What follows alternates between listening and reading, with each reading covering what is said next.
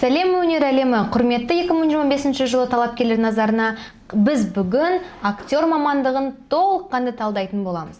Менің ең сүйікті әрі ең қиын шығармашылық емтиханын тапсыратын мамандықтардың қатарында осы актер шеберлігі. Өйткені оған тапсыратын оқушылар көп. Мен өзім кездері актер болуды армандағам, бірақ соңында журналист мамандығын бітірдім. Неге? Өйткені актерға түсу арқылы көбісі ойлайды, мен фильмда түсем, мен кино әртісі атанам, мен танымалдылықпен қоса жұлдыз болып кетем деп. Я, бұл мүмкін.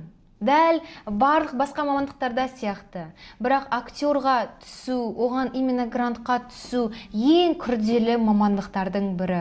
Мен бұл жерде актер таңдама деп тұрғаным жоқ. Актер мамандығынан нақты шешім қабылдасаң, тиянақты ойланып, жан-жақты сараптап, барлығын былай өлшеп, егер болды сәйкес келем десең, сонда ғана түс. Бірақ түспесең, актер болмайсың, болды, карьераңа нүкте қоясың деген сөз емес. Өйткені сен актер мамандығына түспесең де актер бола аласың. Қалай? Журналистиканың өзіне түсесің, актер боласың. Мысалы, әйгілі Аружан Жазилбекова, менің тезкам, мен сияқты Аружан есімді. Ол кездері журналист болатын. Бірақ сосын актер атанып кетті. Яғни сен кез келген салаға барып, актер бола аласың. Режиссурада тіпті сала бар. Кино, драматургия әртісі деген. Режиссура саласында. Ал режиссураға гранттар көбірек. Сондықтан, егер сен актер болам, мен болғым келеді, бірақ критерий бойынша сәйкес келмеймін десең, басқа саласындағы, басқа мамандықтың саласындағы актер бағытына бар. Пожалуйста. Оқуға түсесің, грантқа түсесің, мамандығыңды, арманыңды сатпайсың. Менен сіздерге бір кеңес лайфхак. Біздің мақсат бұл жерде сіздерге ешкім айта бермейтін тың ақпаратпен бөлісу. Ешбір жерде жазылмайтын ақпаратты сіздерге түсінікті тілмен жеткізу арқылы шешім қабылдауға көмектесу. Актер бағыты. Енді әрбір кезеңіне тоқталайық. Бірінші, сіздерге мен өткен сабақтарда айтқам, видеоларда, басқа мамандықтарға қарағанда бұл жерде 3 кезең бар. Яғни мемлекеттің бекіткен кезеңдерінен бөлек қосымша кезең. Ол сіздің критерийлеріңізді бағалайтын кезең. Бойы жағынан, жынысы жағынан, бет әлпеті түрі жағынан сәйкес келесіз бе, жоқ па? Бұл жерде қыздарға бой 1,70-тен, ұлдарға 1,80-нен асу керек. Сонда ғана сіздерді актердің шығармашылық емтиханына допуск береді. Солай аталады бұл кезең, допуск беру.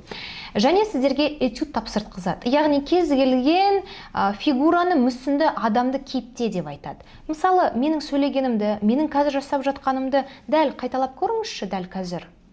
Егер қайталай алсаңыз, егер басқалар оны күшті деп бағалай алса, онда сіз бұл бағытқа, мамандыққа лайықтысыз, сәйкес келесіз деген сөз. Бірақ жанды адамнан гөрі жансыз затты кейіптеу қаншалықты мүмкін?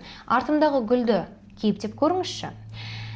Егер бұл кезеңдерден өтсеңіз, сіз шығармашылық емтиханның бірінші кезеңіне, нақты бірінші кезеңіне өтесіз. Ол проза, поэзия, мысал тапсыру. Кейде би мен өнеріңді көрсетіп міндеттейді. Өйткені сен актерсің. Актер болғансан талант иесі болуың керек.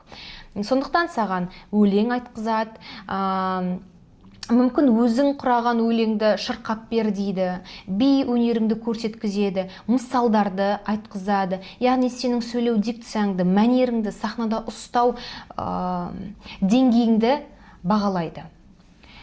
Актер мамандығына түсу арқылы сіздер мынандай университеттерге оқуға түсесіздер. Жүргенов, Шабыт, Тұран. Өкінішке қарай Қазақстанда актер мамандығына оқытатын университеттерді саусақпен санауға болады. Тұран университеті негізі менің сүйікті университеттерінің бірі, өйткені олар мемлекеттік гранттан бөлек өзінің тағы қосымша гранттарын ойнатады. Кадас курста гранттың әрбір түріне толыққанды тоқталады. Яғни тек қана бір гранттың түрі бар деген бұл миф. Жалпы 7 гранттың түрі бар Қазақстанда. Шығармашылық бағыттар исключение емес. Яғни сіздер шығармашылық бағыттарға түсіп, қосымша гранттарды да ұтып ала аласыз. Ал Тұранға актер бағыты бойынша проходной балл платная основаға 50. Енді актердің бағыттары: драма, театр және кино әртісі, музыкалық драма әртісі, өнертану, театр өнері және театрлардағы именно қуыршақ театр өнерінің әртісі. Қуыршақ театрының әртісі. Көбінесе оған грант көбірек бөлінеді, және актер болам дейтін оқушылар қуыршақ әртіс болып кетеді. Оқушылар, мен бұл жерде қайталаймын сіздерге, бұл мамандық таңдамаңыз деп тұрғанымыз жоқ. Егер осы айтылған күрделі кезеңдерге сәйкес келсеңіз, бұл бағытты уверен таңдасаңыз болады. Әсіресе кадазбен бірге дайындалу арқылы біздің оқушылар сияқты грантқа түсесіз. Бірақ кадазға оқуға түскен кезде, осы бағытқа дайындық басталар кезде актер, драма әртістеріне дайындық бастамас бұрын біз іріктеу, ішімізде іріктеу өткіземіз. Өйткені біз үшін сіздің оқуға түсуіңіз өте маңызды. Сосын мен өткен режиссерларға арналған видеода мынандай қызықты ақпаратпен бөліскем. 2024 жылғы талапкерлердің арасында Жүргенов университеті бір қатты шулатты. Өйткені шығармашылық емтихан басталар кезде, прям сол күні бір кезеңін алып тастаймыз деп хабарлайды. Сөйтіп, допуск кезеңі болмаған соң бүкіл бала жүгіріп, шоғырланып жүгіреді. 800-ден астам оқушы бағын сынайды. Өкінішке қарай, олардың 60% грантқа түсе алмайды. Грантқа түсе алмайды түгілі платный основаға түсе алмай қалады, өйткені оларға 0 деген балл қояды. Бұл платныйға да келмейді. Неге? Өйткені оқушылар ақпаратсыз болды. Ақпаратты білген жоқ. Осындай допуск бар, осындай критерийлер бар екенін білген жоқ. Әртіс болам деп жүгіріп кетті. Сондықтан мен әрдайым айтам. Біз бүкіл жан-жақта шоғырланған ақпаратты кадаз алдарыңа әкеліп отыр. Тіпті бұл видео арқылы сендер бір үлкен қателіктің алдын алдыңдар.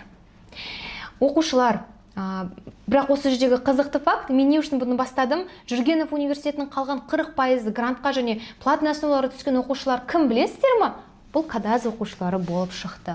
Біздің оқушылар кез келген ситуацияға дайын болған соң, өздеріне сенімді болған соң, оларды не күтетінін білген соң жоғары балдар алып шықты. Тіпті 3 оқушымыз, 2 әлде 3 оқушымыз, дәл қазір есімде жоқ, қателеспесем, 2 оқушы 50-ден 50 балл жинап шықты. Қалай, апай, сіздің есіңізде жоқ деулеріңіз мүмкін? Өйткені бізде өте көп бағыт бар.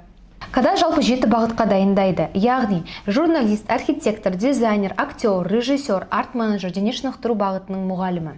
Сондықтан бізде өте көп нәтиже, бізде өте көп мақтанатын оқушыларымыз бар. Осы жылы тіпті 3 рекордсмен шығардық. 130-дан 130 жинаған 3 оқушы.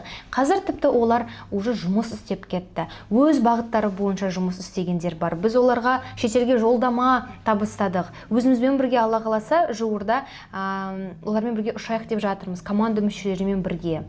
Біздің бұл мақтанатын жетістіктер, және оны айту керек деп ойлаймын. 100-ден 100 жинаған 157 оқушы шығардық. Бұл үлкен нәтижелер.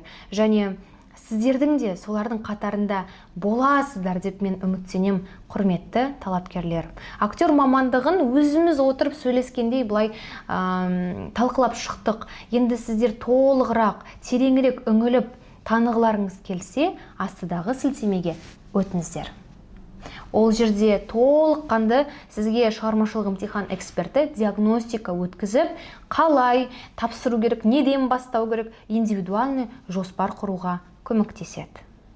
Келесі видеода жүздескенше.